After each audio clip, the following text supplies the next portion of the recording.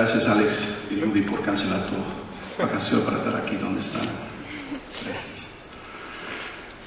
I'm Kyle Drake, and these are my children. This is Carter, Colson, Aiden, and Gracie. I'm going to read this. If I look at you, I probably won't make it through. I met Jaye, Catherine, and Caleb the very first day of college when we were 18 years old. The first thing I noticed about Jaye as a typical 18-year-old boy was her long, wavy, beautiful blonde hair. And I saw her eyes, this celestial green-blue that, to me, held the sky and the ocean all at once. She was stunning. And then she spoke in that raspy, cool voice. But it was what came out of her mouth that made me ask myself what was so different about her. She asked me questions about me. A complete stranger 2 minutes before, and she wanted to know about me without any interjection of words about herself. She had so much joy, it was more than happiness. I didn't sense an ounce of sadness or hurt or insecurity in her. And to me, an insecure romantic, it was salve to my heart. I was immediately attracted in every way. But then I found out about her boyfriend was a 6'4", first-round draft pick baseball player, and that pretty much shot any notions I had, so oh well. But we became good friends, and a group of us were hanging out in her and Carrie's dorm room, and I noticed a sticker, Jay, on our wall, which said, "With God, there are no coincidences." And to me, that was a new concept. God, whom I feared because I knew I was not good. I didn't know. Being overall so much that there are no coincidences in life, that stirred my heart. Maybe Jaye being the first girl I met was not so coincidental as I would have thought it was random and by chance. So as the big group that Jaye and I hung out with one night was disbanding, she and I were both lingering as if to want to prolong the night some more. And I asked her if she wanted to walk. So we began walking around campus, and the questions just poured out. And if you know Jaye, as others have mentioned, you know exactly what I mean. She was probing deeply into who I am, what I enjoy doing, about my background. And as I told her I love to sing old jazz songs and write letters, play the saxophone, speak Spanish, and travel, I could tell her eyes were even brighter. I knew there was something more between us. But I had a couple of problems. 6'4" baseball boyfriend guy was one. The second was that Carrie, her best friend forever and roommate, hated my guts because I was kind of a jerk to everyone but Jaye. So I had to overcome that.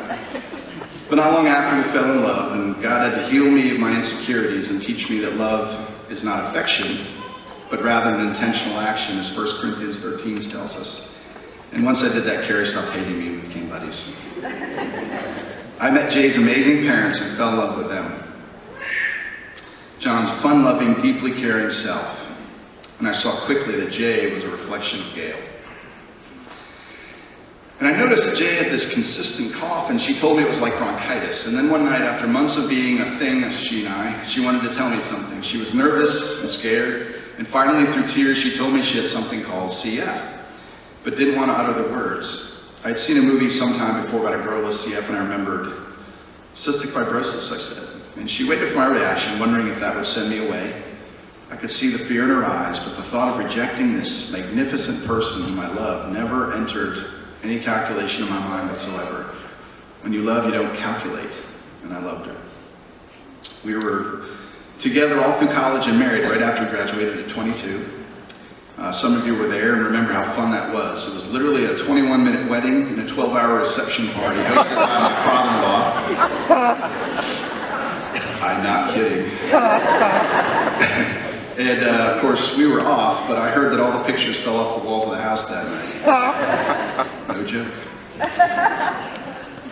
I remember that at that time, I equated godliness and goodness with how much you know and the good activities you do. I was soaking up theology, studying all I could, and well, I saw Jaye not doing as much of that as me, and I wondered if there's something wrong with her.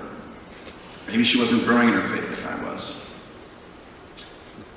Anyway, Jaye told me that her greatest aspiration was always to be a mother, and I saw that strong and sincere desire in her heart, and I deeply wanted that for her. We decided to try and have children, and soon found out that CF is a tremendous barrier to fertility.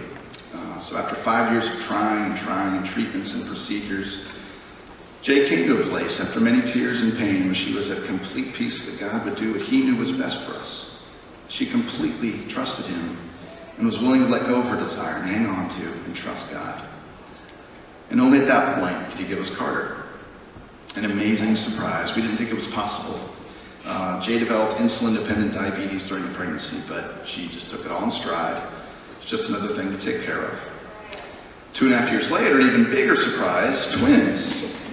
Fertility doctor appallingly suggested we reduce one of the babies, which of course we immediately rejected, trusting God as the giver of life and the greatest physician. Jaye's belly grew quickly, and her body was doing all it could to keep on. Bedridden and on oxygen, she never stopped smiling. And so many people came around us, especially our moms, Gail and Pam, Jeff and Cammie, my sisters Tiny and Erica, among others. The babies were 6 weeks premature, and Aiden was basically fine. But Colson's little body wasn't completely baked yet. He was incubated, intubated, poked and prodded, trying to give his little lungs time to finish growing to support his little life. I was terrified, and I questioned everything. Jaye trusted that this was no mistake, and good would come of it, no matter how painful. Well, Colson healed and came home 7 weeks later, and there we were, 3 kids under 3, survival mode kicked in, but Jaye recovered quickly and got better. What I learned during that time in my mind about real, trusting, radical faith, and faith that George Mueller and Hudson Taylor had, but it was in my head, I hadn't practiced it. But I knew that Jaye trusted God for everything, but I didn't, and I wanted to. So what do we do for me to truly learn to trust? We moved to Florida to start a business with Matthias and Lindsay, and to live next door to Jeff and Cammie and live in real community. 3 kids under 3, wife with CF and diabetes, crazy expensive health insurance, in a city we'd never lived in before, to start a business none of us had done before. That was crazy. But if Jesus' promises in Matthew chapter 6 are true, I wanted to live like I believed it. I wanted the faith that Jaye had, and Jaye never worried once about it. But I wish I could say the same, but I can't. Even if it meant struggle, I wanted to trust God and depend upon him and learn not to be fraudulently self-sufficient. But God always provided, just as Jaye knew he would. And we saw God moving again through our circumstances and events, believing there are no coincidences. And we found ourselves moving to Atlanta to help with Christos Community Church, our bilingual Spanish-English church here. And Jeff and Cammie were being called to Atlanta to come and pastor here at Perimeter. Through an almost unbelievable chain of events, we ended up buying houses side by side again, but buying a year apart. A story I'd love to tell you, but you probably won't believe me, so I won't. But again, no coincidences. I look back on everything we've been through, and there were a lot of really, really hard things, and I see that through it all, God was using each relationship, each friend, each good thing, each painful experience to speak to us, to mold us and form us. Through all things, God was working for our eternal good and using Jaye to show the world that he can not only create the beauty of the stars and the mountains and the seas, he can change us and make us like Jesus, the most beautiful person to ever walk the face of this earth. Jaye was always fascinating to me, but it was when we came to Atlanta that I began to see just how special God made her. As I was humbled by the real estate crash, on my knees, asking the Lord to help me keep believing him through the times when I didn't know how we were going to make it, I saw even more crisply how strong Jaye's faith was. She knew the difficulty of making it financially when an atomic bomb had gone off in my area of business. But I will tell you, I never saw any evidence whatsoever of her worrying, not once. God provided over and over, and Jaye's health maintained. There were bouts of lung infections and IV antibiotics, but Jaye overall was doing well. She was disciplined to take care of herself, and we did whatever we possibly could to help her get rest and get all she needed. Jaye even began gaining weight, something she could hardly ever do. And after a cruise to Cozumel with Jeff and Cammie, God gave us a gift that we thought was impossible to have without medical help. We called her Grace. Well, thinking about our trip, we almost called her Cozumela or Margarita. Grace described the absolute gift that she was to us. And looking back, as I was humbled in the hard times of the business, I learned it was easy to learn the teachings of the Bible, theology, to gain knowledge. But all of that meant nothing, absolutely nothing, if it doesn't translate into living it out. And it's then that I realized that the hardest thing in this world to do is to love people selflessly, to have joy in the midst of suffering, to have true peace, a peace that's beyond human understanding in your heart, that no matter what happens, God loves you, and we use all things together for good if you're his child. To be patient, kind, to just be good and exude true goodness, to be faithful to God and to those you love no matter what, to be gentle when you want to lash out, and to be self-controlled, especially over your tongue, which can do the most harm in life. Being these things from the heart is the hardest thing in the world to do. And as I looked at my life with that truth, I saw the closest embodiment of those virtues that I'd ever seen in my life. It's easy when remembering someone who has died to eulogize, to extol their virtues and exaggerate their qualities and ignore their sins. And all of you who knew her saw the fruit of God in her life. But maybe you wondered what she was like behind closed doors in the tough times. Jaye was not perfect. But most of the time when she sinned, it was because I brought it out of her. Jaye struggled with communicating, and that often boiled over in parenting interactions with our budding teenagers into yelling at them. But she was deeply repentant about that in those times, and she's always sought forgiveness. But I can tell you that in the 24 years I knew Jaye, I knew me. I can look at this crowd and tell you with complete sincerity that so long as I knew Jaye, she never said one bad word against any of you or anyone you know. I never heard her brag or turn a conversation to herself, not once. And I never once in all those years, and especially in these past hard years, did I hear Jaye complain about her situation.